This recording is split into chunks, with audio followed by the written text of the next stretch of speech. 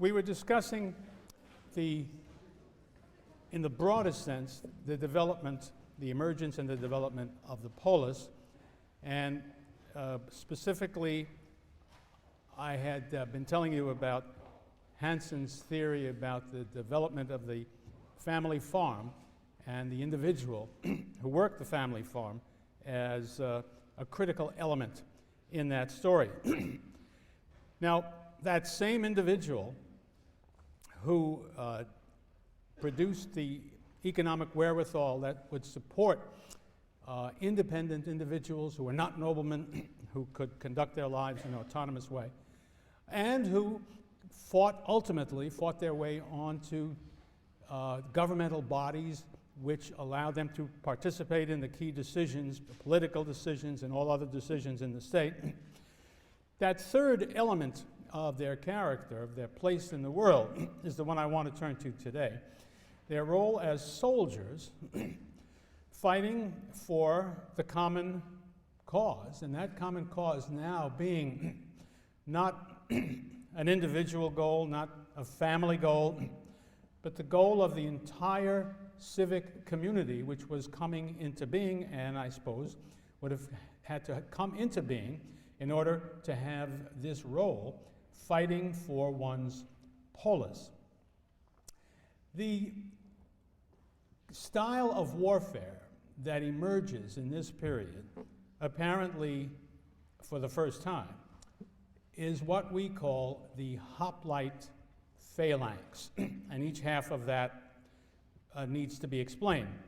Hoplite comes from the Greek word hoplites, and hoplites is built around the word hoplon, which is the name of a kind of a shield that the infantrymen, and we are talking about an infantry formation here, that the infantrymen wore, or carried, I should say. It was, you want to get out of your head the notion of a shield that's a little thing that you can move around with one hand like that, real easy. That's not what it was. It was a great round shield about 3 feet across, and it had a kind of, let me step out here so that I can show you. I'll be doing a lot of, you can hear me, can't you, back there? Is that all right? Imagine a round shield of the size I've talked about, and one of the things that's important, this end of the shield, the right end from my perspective, has a grip on it. But in the middle of the shield, there's also a kind of a loose piece of leather thong that you can put your arm through so that the shield is resting in part on that grip and on the grip that you hold at this end. You need to do that to be able to control a shield that's as big as that and as heavy as that, because it is made fundamentally of a heavy wood, typically covered by leather, sometimes with some bronze, a bronze sheet across the front of it as well. It is a very heavy thing, and it will weigh you down after a while. It's going to be really hard for you to maintain that grip on that thing all through the course of a whole battle. But that shield is the key, this hoplon, which gives the name to the word hoplite, or hoplites, which is hoplite. Phalanx means that these men, each man carrying his hoplon, are lined up, first of all, in a line, but that line is reproduced going back so that you end up with typically, a typical phalanx would have been 8 men deep, 8 rows deep, and that block of soldiers, however long it is called the phalanx, which is something like, it means something originally, something like a roller. It's because the phalanx would have looked, if you were up on a hill somewhere watching it go by, as though something was rolling across the plain as the men went forward, and looking pretty formidable, as that anything in its way would be mowed down in the normal course of events. So that's what we mean by the hoplite phalanx, a corps of heavily armed infantrymen in a solid block. Okay, when did this come into effect? Remember, I'm going to start out today's talk by giving you what has been the standard orthodox interpretation of how the Hoplite Phalanx worked, of which I think, again, Hansen has given us the clearest and most useful account. But as you know already from what you've read, this has come into great dispute in recent years, and I'll just say a little bit about the dispute before we get through today. But what I'm giving you is the old-fashioned traditional interpretation. By that view, the phalanx would have come into being somewhere between about 700 and 650 BC, which is to say after the earliest polis are in business, and according to this interpretation, you really have them growing up together. Nobody could be exactly sure about how this process worked. One of the big arguments that is part of this story is, did this development of a new way of fighting come about rather quickly over a matter of a few years, or did it stretch out over quite a long time? The most extreme critics of the traditional point of view would say over centuries, that you don't get the full-blown Hoplite Phalanx that I will be describing to you even until you get to the 5th century BC. But again, let's take it in the traditional way. So if you imagine this is growing up as the polis comes into being, let me describe what a hoplite was like, and then try to describe what the phalanx was like and how they operated and what are some of the consequences of their coming into being.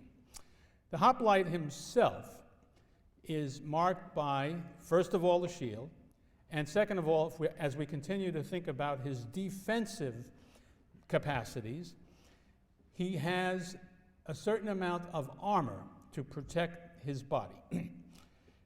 He has on top of his head a helmet made of bronze, perhaps weighing about 5 pounds. These are approximate. They would have differed from person to person to some degree. A very important element, he would have had a breastplate made of bronze, perhaps as much as 40 pounds worth.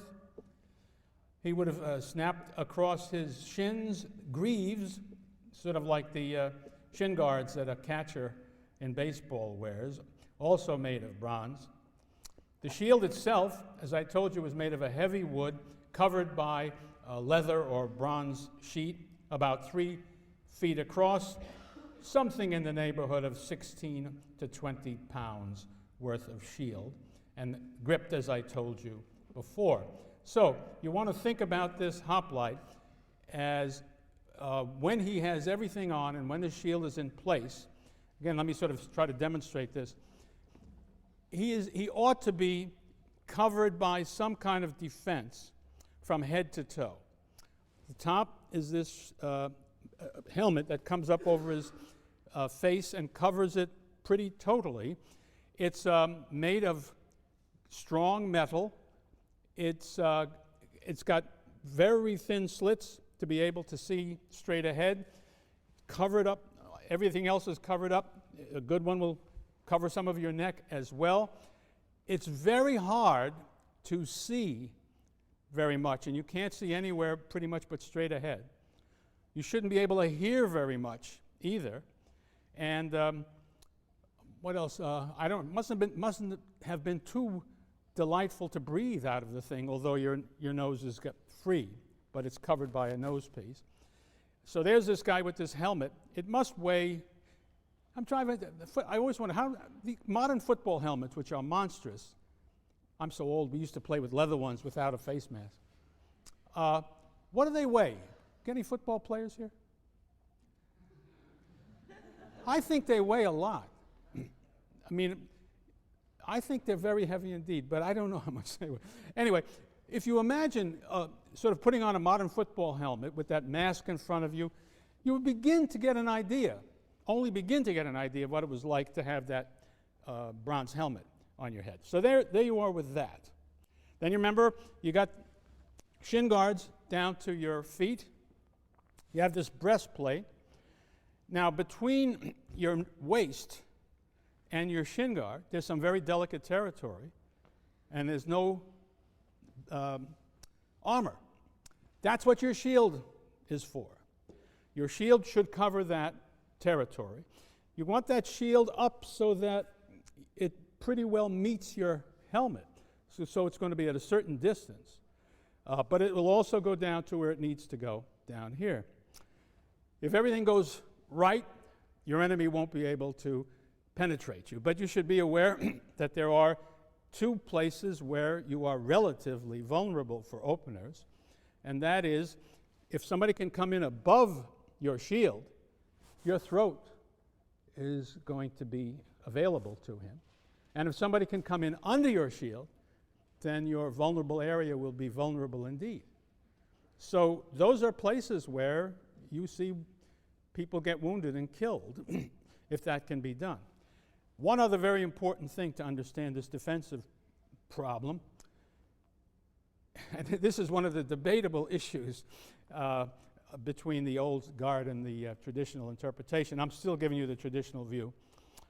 If you imagine that your hoplite is standing with his left foot slightly extended in front of his right, and we'll see in a moment it pretty well has to be in order to deal with the spear that he's grasping, and if he's holding his shield as he must this far, then he's got a half a shield sticking out in this direction so that he's pretty well protected on the left side, but he's got nothing protecting his right side. If somebody can come at him from this side, he is very vulnerable from there. Now that's a very important point, because why in the world would you give a shield of the kind I am describing for a man to defend himself if you imagine him standing by himself anywhere, if you imagine him any distance from the rest of the guys fighting alongside of him? This has been one of the major reasons for explaining the function of the phalanx as I will explain it to you. What are you going to do about the vulnerability on this side? Well, the answer is, in the traditional view, is that he was never meant to stand by himself. A hoplite only makes sense in a phalanx. And a phalanx understood in this way only makes sense if you imagine very close order. Basically, ideally, the right side of my shield is being met by the left side of the shield of the guy to my right, so that we make a solid block of soldiers able to defend ourselves imperfectly, but really essentially quite well. Obviously, some of us are going to get killed, some of us are going to go down, and we'll cope with that in just a few minutes. But if you think of us as a unit, we have a way of maintaining our security, our safety, so long as we remain in the proper formation that I have been describing. Let me talk about the offensive aspect of it. The idea of going into battle is not merely to avoid being killed. The purpose is to kill the other fellow. How do you do it? The hoplite has two weapons, of which the most important by far is a pike, I guess is what we would call it. It's a spear that you don't throw. It's a spear that you thrust. And it has, it's got a bronze point, which is the business end of the weapon. Its length might be anywhere from 6 to 8 feet in length. I said bronze, but actually it was the tip was usually iron, but it could be bronze as well. In addition, it had a butt made also of bronze, which could be a lethal weapon. If I strike you in a vulnerable place with a stick that has a bronze butt on it, it could well kill you.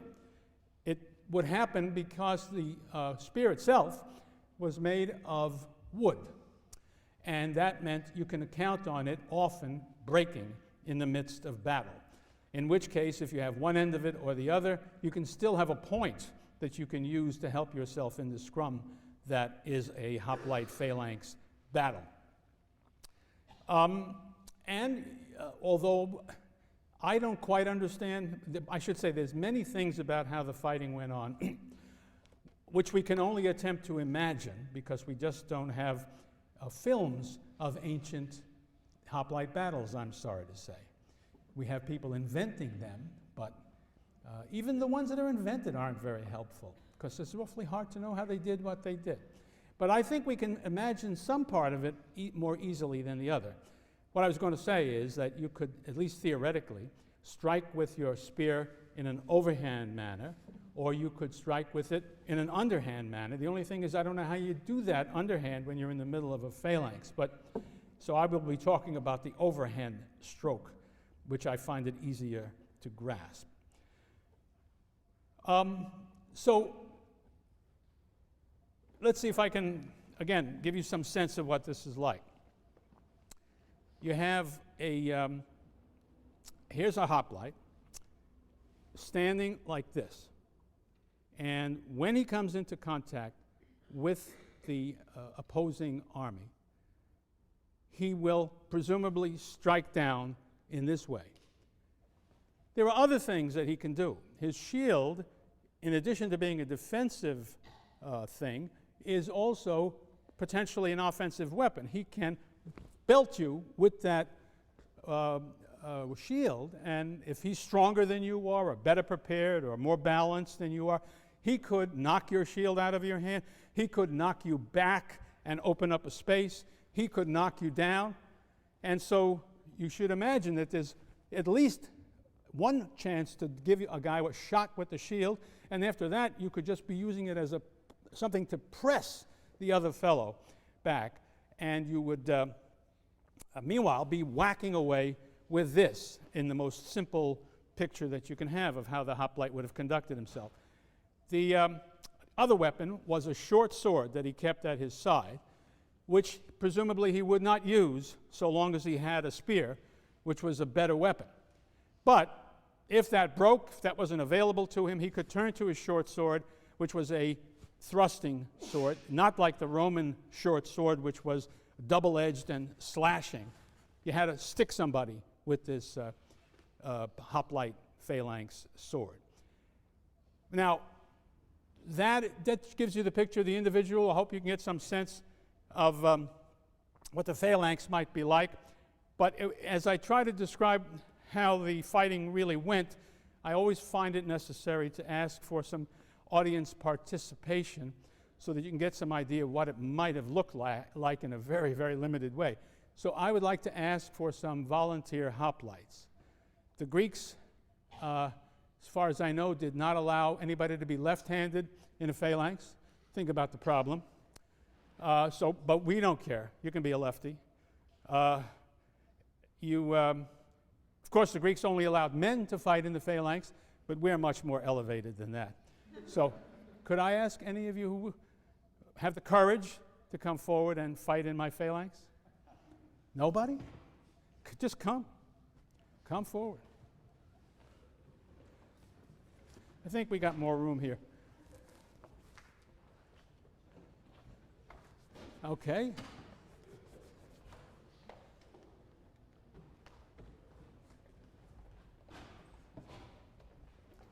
One, two, three, four, five, six, seven, eight.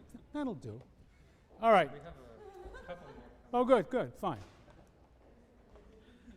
Why don't I have the shorter people come towards me, and the taller people go in the back? I think just make it easier for us. All right, just line up next to each other. I guess you'll do up here. Come on up. There you go. Now, right behind him, in perfect order, you guys. The biggest guy's in the back. Go ahead. Good, good. And make it a third row. There's enough for a third row. Are we all set? Back up. Make sure you're behind somebody, directly behind somebody. How many we got up front? 4? Have we got 4? So we'll have a 3 in the back. That'll be all right. But you get right behind that guy. You got to be lined up. All right. Now, get into your hoplite stance. Left foot forward. Okay. Now, when you're fighting, if you're fortunate enough, and the Greeks were sometimes fortunate enough to fight people who were not hoplites, like when the Persians came at them, they fought hoplites against non-hoplites. Boy, that's a nice day for a hoplite. The Persian infantry did not have heavy armor. They did not have that kind of a shield. They had wicker shields. Fortunately, we have vase paintings that show us Persians. For one thing, they're not dressed like civilized people in a dress. They're wearing pants. But their shields are made of wicker, and they don't have that kind of metal body armor and all that stuff.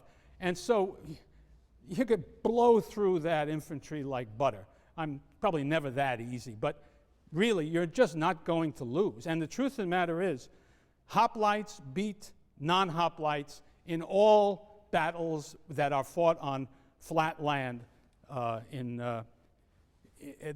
battles that the Greeks fight in. I just want to tell you about, in Herodotus, he tells the tale about how the fighting went versus the Persians, and here's the line he says, "Once the Greeks go to war, they choose the best and smoothest place to go down and have their battle on that." And that wasn't just because they sort of had an aesthetic pleasure in nice flat fields. That's what you need for a phalanx, because to maintain the integrity of the hoplite line, you can't have bumps and grooves and trees and rivers in the way. It will break things up. So they do, in fact, seek such a field. If you're fighting a non-hoplite infantry crowd, you're in great shape. But what the Greeks spent most of their time doing was fighting each other.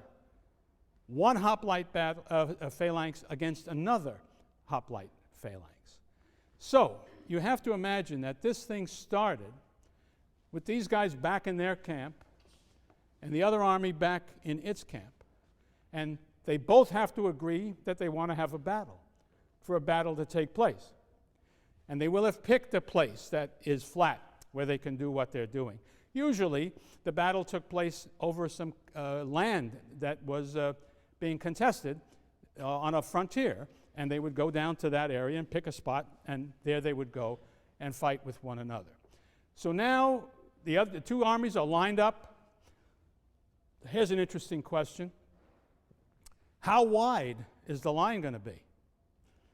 Well, that's not an answer that is entirely at the disposal of the general, because he's got two considerations that he has to worry about. One is he can't afford to have his hoplite line outflanked, because if I can come around and take care of this guy from this side, he's engaged with the guy who's right opposite him, I can just kill him, no problem at all. So he has got to at least try to be equal with the guy who's furthest on this side, and same with the guy on the other side. So that means he's got to make his line, unless he comes up with some clever trick, the same size as the other guy. Well, typically the two armies aren't identical in size. So if you're going to try to be the same breadth across the field, that's going to affect how deep you can be. And depth, as we shall see once we get started fighting, is relevant in ways that we need to work out. But if one phalanx is 8 deep and the other phalanx is 12 deep, the 12 deep phalanx has an advantage. And so numbers count, but it's not an easy one-to-one question. Various issues will determine who comes out ahead. Okay, now let's make this first battle I'm going to describe for you be as clear-cut as we can make it, and it probably never was like that. Let's imagine my army is the same size as theirs, precisely, so that the line is the same size on both sides. And therefore also the same depth. And so we'll just do this imaginary perfect battle. He's going to have, as the two armies approach each other, I should make it clear, they start out walking at a certain clip. By the way, it's critical that they should stay in formation. Nobody should get ahead of anybody else. How do you do that? With rhythm. And in subsequent armies and later in history used drums to maintain that technique. The Greeks did it by the playing of a flute-like or oboe-like instrument that played a military tune that had you marching forward at the right pace. That was very, very important. So you're marching forward at that pace. But now as you get closer and closer to each other, various items begin to affect your behavior. One is, I would think, fear. In fact, I know. Fear. So what do you can't, supposing you feel like running. Can you boys in the first row run anywhere? You got 7 guys behind you. That's not even an option, and that's a very important aspect of the phalanx. That's not even an issue. So if you're afraid, what are you afraid of? Well, the other guy has got people, I should have mentioned, on the sidelines one way and another, shooting arrows at you, throwing javelins at you, things like that. Well, you want to get through that as fast as you can and engage with the enemy. But there's another reason why you want to get there fast, is because, well, by now you've gotten your, I should have pointed out that we know that before you started out the battle, your general gave you a meal, and he also gave you plenty of wine, so that by the time you're in this position, you've had a few. And there's a science to that too, as perhaps some of you know. No, you don't. College students say they have no science at all. They just sort of pour the stuff down their throats with the goal of becoming drunk as fast as they can.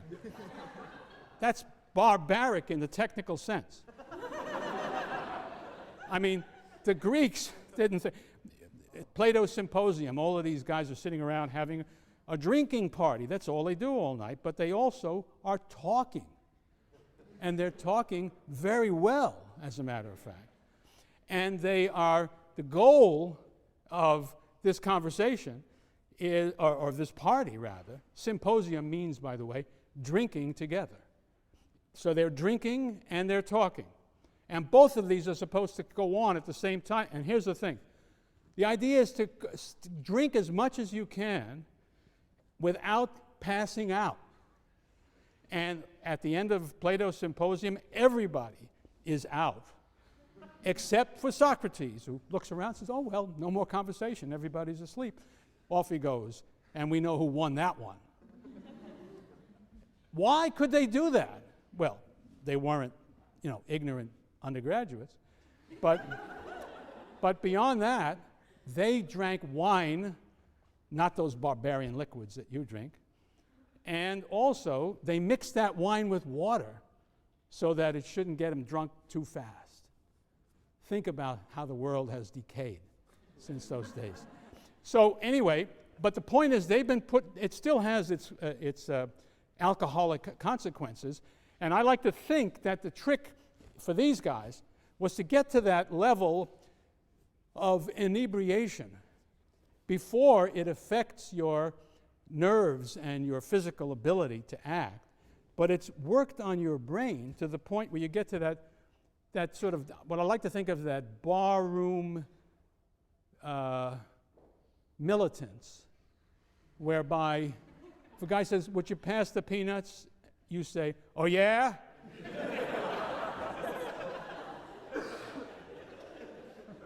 I like to think that's the ideal hoplite mode. So I think that's working on them. They want to get at those SOBs on the other side, and they want to kill them. That's their move. Well, all of that is working on both sides. And so that when they come together in a trot. You have to imagine they're moving along quicker than you would by walking, so that they will go bang, and we can see what happens. However, there's one other variable that you want to be aware of, and that is he knows he ought to be going straight ahead like that. But he also knows that his right flank is open, where he would love to be fighting at the edge of the Grand Canyon. So he doesn't have to worry about his right flank. But he's out there in the middle of a field. Now, he knows that first step ought to be like this, right? But he's only human. So the first step is like this. And so's the guy on the other end, on that side. So in fact, as Thucydides tells us beautifully in Book 5, when the two armies actually hit each other, they have already made a slight turn to the right. Everybody moves to the right. These guys move to the right, those guys move to the right. And they're smacking each other at something like that angle. Okay, so much for that. Now, here we go. I'm coming at this guy, and what I want to do, if I can, I want to kill him. If I can't, I want to knock him back. Because what I really need to do is to get him out of the way. Let me imagine I've been lucky enough to get you out of the way. You're fighting him. You can't even look at me. But I can do that. Well, that's not fair. No, by no means. By no means. But let's face it, in order to kill you, I had to earn the privilege by knocking him back. Now, let's imagine I've been very lucky and gotten you. Just get down on your knee. Right. Imagine she's very badly wounded or dead, but she's out of it. Now, here's where the ball game can really be determined. First of all, let's consider the man behind her. Is that you? Yes. Right. Now, if you are standing there with your by the way, first 3 rows have a chance of hitting each other. So he's banging away over somebody's head at the guy on the other side. But you see this guy in front of you has just been knocked down. The blood is spurting out of her neck or her side or whatever. And she's groaning down there on the thing. What is your instinct? What? What's your instinct? Tell me. Get out of here. They just killed this guy in front of me and they're coming after me.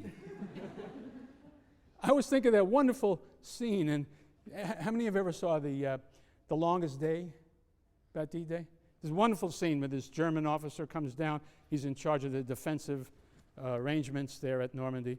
He's in a bunker, and he's reporting back to headquarters, and it's dark, and suddenly there's enough light, and he sees suddenly on the horizon is 5,000 ships, the whole damn fleet. As he calls back, and he says, they're coming. He says, why? He says, how many? He says, thousands of them. He says, in what direction? He says, auf mich zu, direkt. That's the way it looks to him. So that's what his tendency is. But if he does that, it's very bad news for his city. What he has been trained to do, what he knows he needs to do, is to fight forward and somehow step over her, step on her, do whatever he has to do to fill this hole. He's got to come forward and take the danger and take the blows and close the line. Because if not, now I am in the situation where my guy next to me, he's beating you up, but I can now get her. And I can step in here. And the guy behind me can do the same. And so we can create a wedge in which we are doing the killing and they are doing the falling. And if enough of that happens, after a while, some sense of what's happening up front quickly works its way to the back. And there can be a moment, there always is a moment in a hoplite battle, where the guys in the back say, uh-oh, we have lost this battle. And so the guys in the back turn and run, which is the only thing you can possibly do once you feel our phalanx is broken. We can't stand against them anymore. And when you start running, the only thing the guys who are left up front can do is run. Now, think of what it's like to run with this in your hand. Can you make much speed that way? No. And speed is what you want. And so the big issue is, this is what you must never do, but this is what you got to do if your phalanx is broken. You got to drop your shield and run. And then I'm on the winning side. What I want to do is kill as many of these guys as I can. However, there's this great question of how far do the Greeks pursue in a hoplite battle? And Thucydides has an interesting passage in there in which he says something that the Spartans win the Battle of Mantinea, and Thucydides says, but the Spartans did not pursue hotly. The Spartans never pursue their enemies very far. It's as though he's explaining, giving an answer to a question that somebody asked, why didn't the Spartans do better in that battle? To which there could be many answers at the Battle of Mantinea. But it seems there's a much easier answer. Basically, the Greeks couldn't pursue very hotly with infantry. They don't want to throw their shields away. They want to keep their shields. So guys with shields are chasing guys without shields they're not going to chase him very far. Now, another issue that emerges in discussion of these kinds of battles is casualties. For a long, long time, the general wisdom was there were not heavy casualties in hoplite battles. People calculating on what I was just talking about. But then an old Yale took this course when he was very young, later became an ancient Greek historian, took the wonderfully outlandish device of answering this question. He simply took all the battles in Greek history that we have a record of in which we know what the casualties were like and counted. And he concluded, anybody can check because there they are, that casualties could run as high as 15% at a hoplite battle. That's a high casualty rate. And many a military unit will break if they have that many casualties.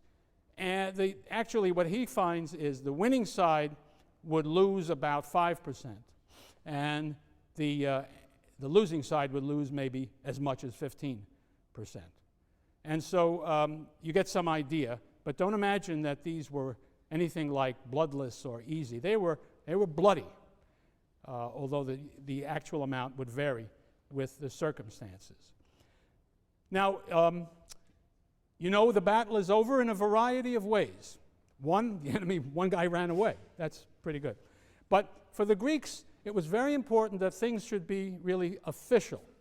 There were, and there's a lot of debate about what I'm going to say next, there were protocols of fighting that were followed. Some people want to have these be many and for them to be very binding. Others want them to be very few and not very binding, and that's an argument one can get into. But some things seem to be indisputable. For instance, if I say we won the battle, I can prove that to you most of the time. Why? Because I now occupy the land that we fought on. Therefore, I can do what they did. Take a stick, bang it into the ground, hang on that stick a captured helmet. By the way, please get it. Thank you. A captured helmet or a captured corselet, something that represents the military equipment that the losers had that left on the field. We hang it up. That is called a trophy. And the word trophy comes from the word that means to turn, trefo. And it means to, the reason that is, this is the place. You try to put it down at the place in the battlefield where the enemy turned and ran. And that, we own that property now, we own their equipment, and therefore we won the battle. Another tangible way of understanding who won the battle and who didn't is we winners, because we own the field, we can pick up the casualties, take care of those who can be saved, bury the ones who have been killed. We don't have to ask anybody's permission. Burial is very critical.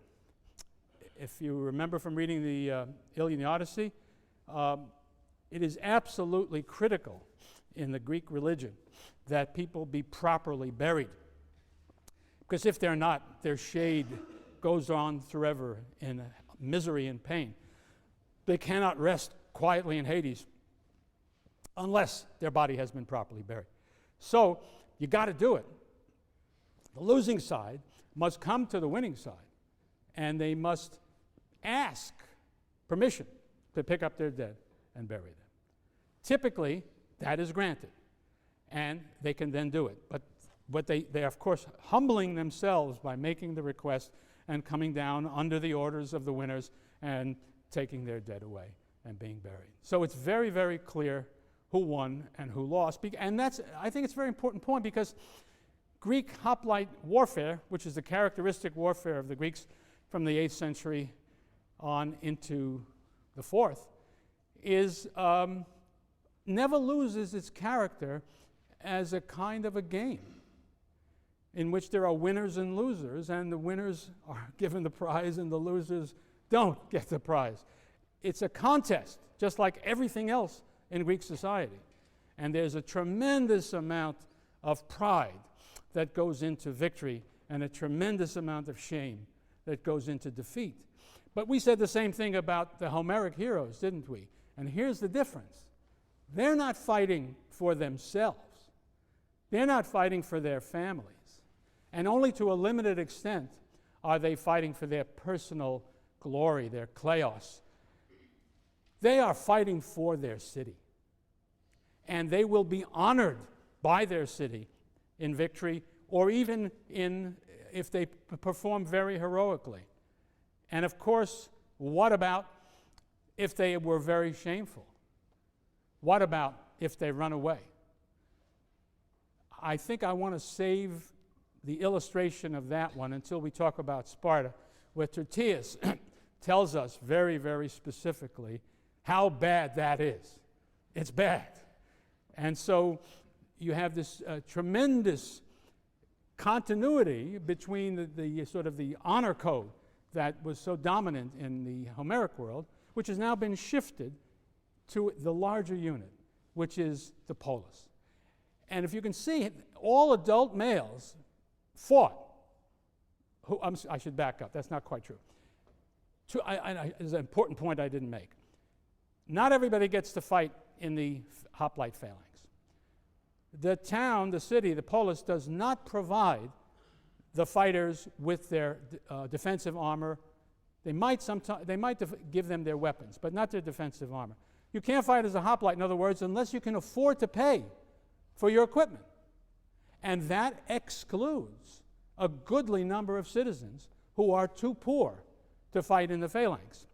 This becomes a very, very large issue, because the notion that there should be a real connection between citizenship in the full sense and military performance is totally a Greek. I mean, the Greeks just totally accept that idea. Actually, later on at the end of the 4th century, when Aristotle is writing his Politics, he makes really a very clear connection as to the style of fighting and the kind of constitution that you have. He said very clearly, if you use cavalry as your major arm, your state will be an aristocracy. If you use hoplites, your state will be what he calls a politeia, a moderate regime. If you use a navy, your state will be a democracy in which the lower classes are dominant. So that there's this real connection, and that's the way they really thought about it. And so what we will see as the polis is invented, moving away from aristocratic rule in the pre-polis days or in the early polis days, you will see a middling group of citizens who are, according to this interpretation, Hanson's farmers who are also going to gain the political capacity to participate in the town councils, and who are the hoplites. But it will exclude the poor, who will not have political rights. And most Greek states, just as they never move beyond the hoplite style of fighting, never go beyond the oligarchical style of constitution, which gives only hoplites political rights in the state. Okay, stay there, because who knows?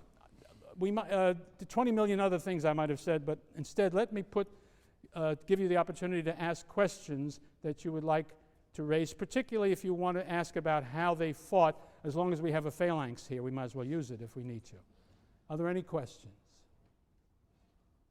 Yeah? How would they practice? Because weren't they predominantly farmers? So. The answer is they damn near didn't. That is, you've got a very key point. There was very little military training. On the other hand, you don't need very much. Think about it. What are the skills? What are the technicalities? If I'm the general, right? So I say, what do I say? Charge! Now we're engaging each other. What do I say? Fight harder, men! Now we're in trouble. And I say, don't run away! There are no techniques, there are no maneuvers, you can't do anything. And so they didn't practice very much, except one stunning exception, the Spartans. They were not farmers, as we shall see. And therefore, they spent their lives practicing warfare. It paid off they usually won. So the answer is basically that the ordinary Greeks did not engage in very much practice. Yes, ma'am? If they're all fighting in this hoplite style, how do all these great Greek military personas develop who are famed for being such wonderful individual soldiers if there's no real hand-to-hand, one-on-one? Well, there is nobody out there that you could see.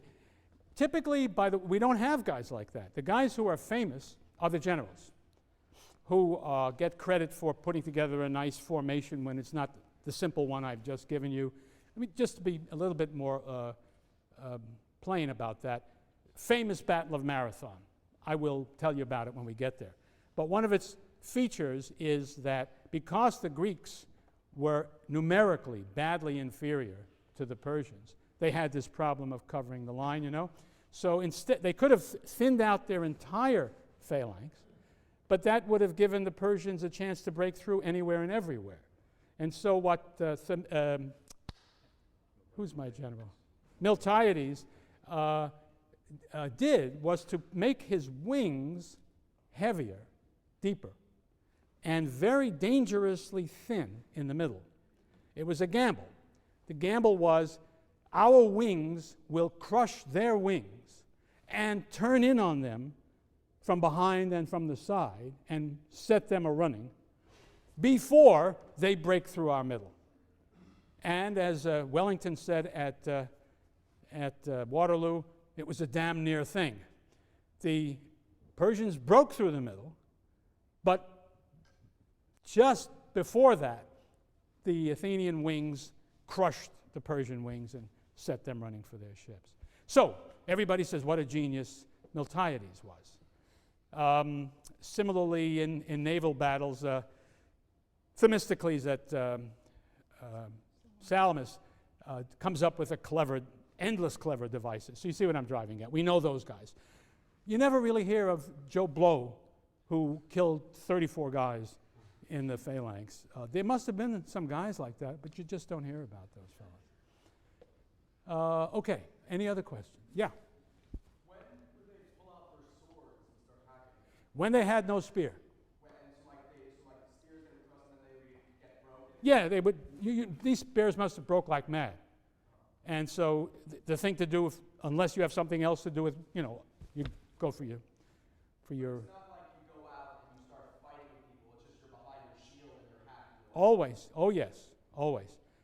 And you never, according to my understanding of this, you never want to be without your shield. That means you never want to be away from your phalanx. This is disputed. These are the grounds on which this new school, one of the ways in which they argue otherwise. I'll say a little bit about that when I get through with the phalanx. I just want to, yeah. What about projectiles? These guys don't have any projectiles. However, there are light armed troops made up of those too poor to be in the phalanx who do use projectiles. And the projectiles are arrows, javelins, or stones thrown by slings.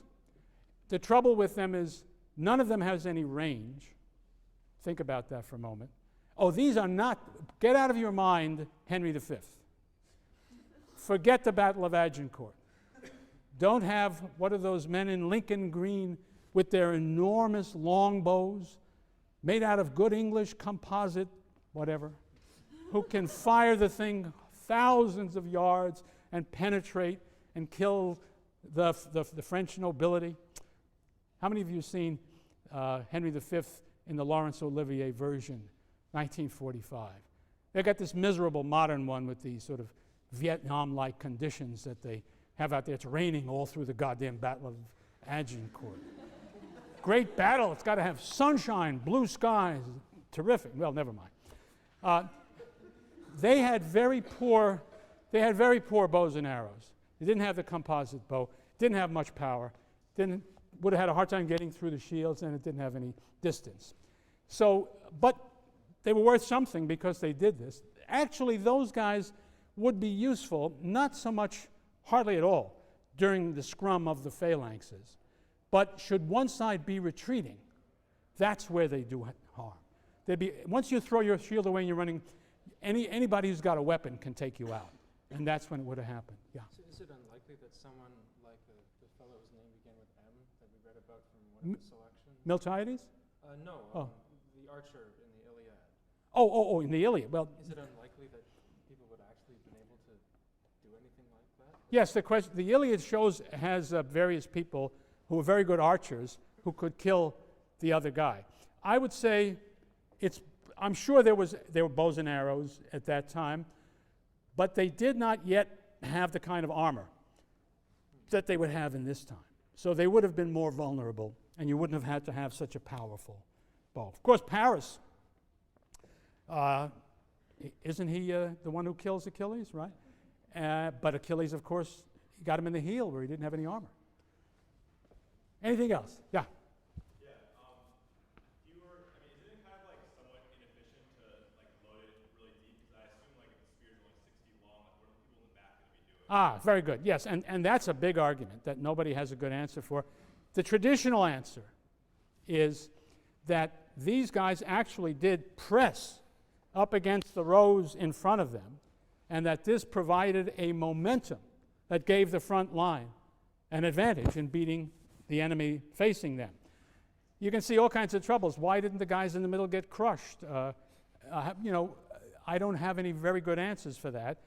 And yet, it is one part of the traditional explanation is this, and it's a very important one and much debated, that at a critical time in the battle, one technique would be one side would give one great big shove. The word in Greek is othismos. And if that was successful, as it might be, it could knock down the lines of the front guys and get the other side running. And there's an ancient evidence, there's an ancient source for that says that's what happened. And that's one of the things that we have to deal with. The critics of this point of view would say that's impossible and inconceivable. Another possible explanation of the significance of depth is, remember our poor victim here. If you multiply her, then you want to have as much depth to fill in behind to close that hole as you can, so that would make your phalanx more sturdy because you could take more casualties without breaking. That seems reasonable to me. But again, I can't imagine how these guys fought in these circumstances. I really can't see it. I mean, it's a pity we can't kill people in experiments deliberately anymore, because we need to see how this works. But I can't do it. But I do think that makes a reasonable amount of sense. Anything else on the mechanics of our phalanx? Yes? A little louder, please. Should charge each other? Is that what you're saying? Well, what happens is, it's always the case, one army is invading the land of the other. So in a way, it decides when the fighting is going to take place up to a point. Namely, it's going to happen this summer, because we're coming. And it's going to happen this week. It's going to happen tomorrow if you don't run away. So now the defenders have to do, in the perfect situation, I am marching towards their corn crop, grain crop, at the time just before the grain is going to be harvested. If we cut down that grain, you don't eat this winter. You get in front of the grain when we say. So that would be the classic way of determining how it works. It probably wasn't quite that easy. But the invading side goes for something that the other fellow has to defend. And that determines when the fighting takes place. Yes, sir? How long would most of these battles last? Hard to say. Hard to imagine anybody doing this for more than a couple of hours. So that would be my guess. But nobody knows for sure. But I think if you can imagine, up to a couple of hours would be about right. And that's worth mentioning. How long is a war? A couple of hours. Because typically there's just one battle. One side beats the other, and that's the war for now. Until we get, of course, this is all early days, till we get to the Peloponnesian War, when things change radically in fighting in general. But this is your standard. Yes, sir?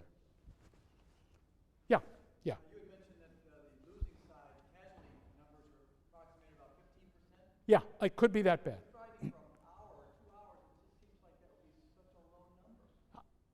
Well, you got to realize that much of the time, until the phalanx breaks, there's not a lot of killing that can go on. You can only kill just a few people while they're still defending themselves in this manner. I have to believe that the bulk of the killing took place on the flight. And so that's why that works out. Yeah? What do you do the rest of the time? Just push? If you're not hitting, you're pushing. That's the theory. Or two. Yes. How do they decide who went in front and who went in the back? No, that's right. They would have decided on the basis of what was most effective, and you would not want old guys. By the way, how old are the people out there is a good question. Typically, the youngest guys are 20. Typically, the oldest guys are 45.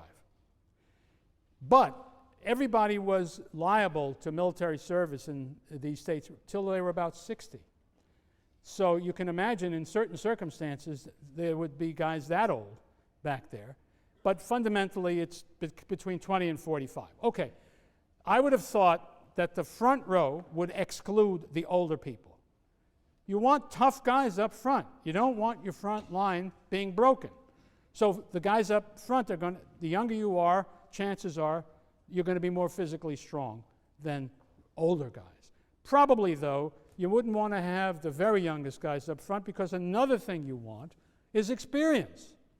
People who have seen this before, done it before, lived through it, and now you can count on them not to run away better than you can on a fresh recruit who's never done this before. So I would have thought, so you see I'm speculating to a certain degree, but I would have thought you would have had guys 25 to 35 in the front couple of three lines, and then behind them younger men, and then maybe the older men at the very back, or maybe because you wanted to be sure that that last row didn't turn and run away too fast, you might have some who were not quite so old at the very back. But it's all a question of what's effective and why. That would be my thinking about that. Yes? How deep were the phalanxes usually? In what? How deep were they? How many rows? Normally. I say that a typical phalanx is 8. However, by the time you get down to the 4th century and people are doing all kinds of new and innovative things, we hear that the left wing of the Boeotian army at Leuctra was 50 men deep. Now, what are you going to do with that? But it's clearly a fact. There were previous examples of people trying to have a deep wing that would do things. But if you take me back to my primitive phalanx here, about 600, 650, they're not doing that stuff yet. I would have guessed they were typically, but I think the depth would have been determined by how many soldiers you had available. You would have made your phalanx as deep as you could, and once you had the width established. Yeah. Yes, ma'am. Would the winner of the war slaughter the enemies that had fallen behind and were still left on the field, or would they give them back when their enemy losers came? The question is, would the defeated army, would the winning army kill all the defeated guys who were still on the battlefield at the time? It would vary. They could capture them. There's a reason to capture them. You could demand ransom for them. So there would be some inclination to capture men rather than to kill them. On the other hand, guys who are engaged in a fight of the kind we must imagine get very angry. And these guys killed a buddy next to you. So there would have been a certain amount of just furious killing going on. But I don't think that would have been the way you plan the game. You kill enough guys to achieve your goal, and if you're still rational, you take the rest prisoner, I think would be the way to go. Yes, sir. Yeah. The front's very strong. What would stop an opposing army from flanking the army? What would stop it would be, why didn't they flank each other? Boy, if they could, they would. But the difficulty is, if you take your left flank and move it out here so you can flank this guy, one of two things has to happen to your army. Either you open a nice hole between yourself and the rest of your army, in which case somebody's going to get very badly killed, and you're going to be on the run very soon. Or you have to somehow communicate to the rest of the army, everybody come over this way, which will still leave that flank open to being flanked by the other side. That's what prevents that from happening. We just don't see that going on. Yeah? Was it just that Greek sense of honor and propriety that kept them from doing like more creative like sneak attack? It used to be thought that, before people were very careful, we know that they do every terrible thing in the world in the Peloponnesian War. That whatever the rules were before, they're off when we get into the Peloponnesian War. There's just no dirty trick that anybody fails to do if he can. But they surely must have done it before too. When you're serious, any way to win will do. But mostly, you could make a virtue of a necessity. The kind of battle I've been describing to you, a nice flat field, two armies coming at each other, there's not much you can do in the way of trickery. And so you can take a high tone and say, anybody who fights any other way is a no-good coward. In fact, we have some claim in a Roman writer later on that there was a treaty back in the 8th century BC between a couple of states in Euboea that said they would never use missiles of any kind, because that was cowardly. The only legitimate fighting is man against man, shield against shield, chest against chest.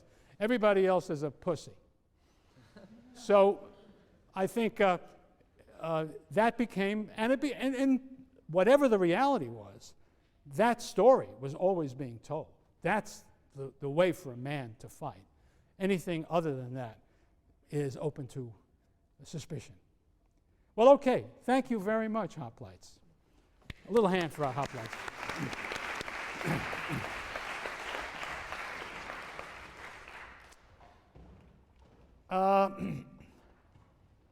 Just a few more little details.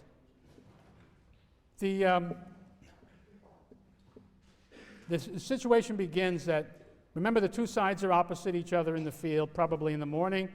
Each side conducts sacrifices in which they ask the gods for assistance in the battle. Sometimes they hope that there'll be a favorable omen suggesting they're going to win.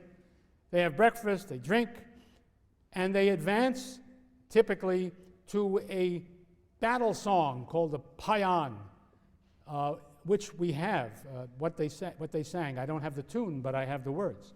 Eleleleo, eleleleo. Does that sound like a good thing to march into battle? It sounds good to me. I like that. And then would come the battle. I talked to you about the pursuit, the aftermath. Here's just one more thing you need to know about this phalanx mode of fighting. When the phalanx fought against any other infantry formation, the phalanx wins. Until, from the time we first hear of Greeks fighting non-Greeks, when the Greeks have the phalanx, I think I'm right in saying they never lose a battle.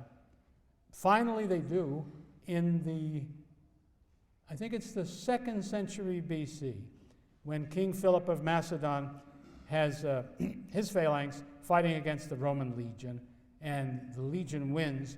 But believe me, it was no easy thing for the legion to win even in that battle. There's nothing automatic about that.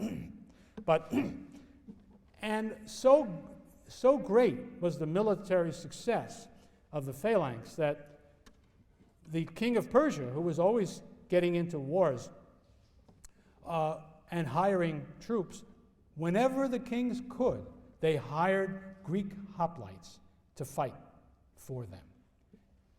When Prince Cyrus seeks to overthrow his brother right after the Peloponnesian War, he signs up 10,000 veterans of the Peloponnesian War from the Peloponnesus, because with 10,000 Greek hoplites, he believes that he can conquer the Persian Empire and make himself king, even though the numbers are fabulous. And those Greeks march 1,500 miles into the center of the Persian Empire, down into Babylonia.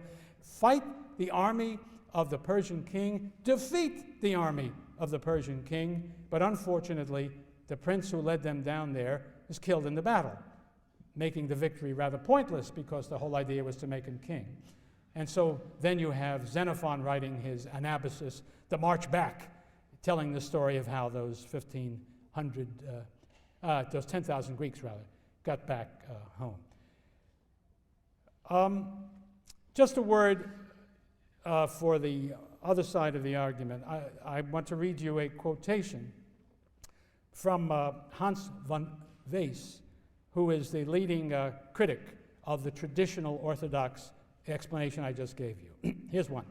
It is clear that the emergence of the hoplite was only the beginning of a lengthy process, which certainly lasted more than a century and may have lasted more than 2 centuries, leading to the creation of a close-ordered hoplites-only phalanx.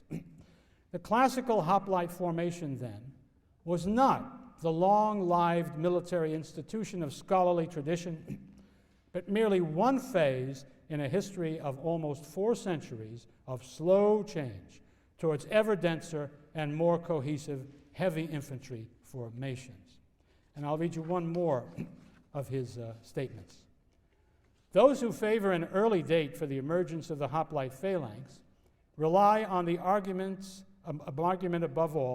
one argument above all, the new type of shield adopted in the late 8th century, unlike its predecessors, could be used effectively only in an extremely close and rigid formation.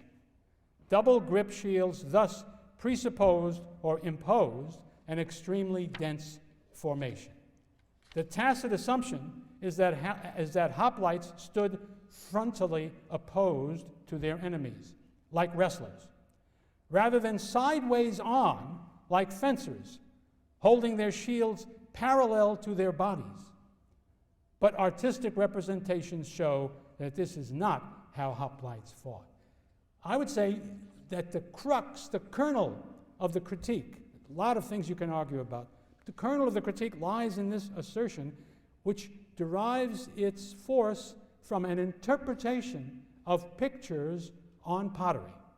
You can see I'm not too friendly to that interpretation, but it is being taken very, very seriously, so seriously, you fortunate Yaleys, that there will be here on April 9th and 10th of 1908 an international conference on the subject of the hoplite phalanx and the emergence of the city-state.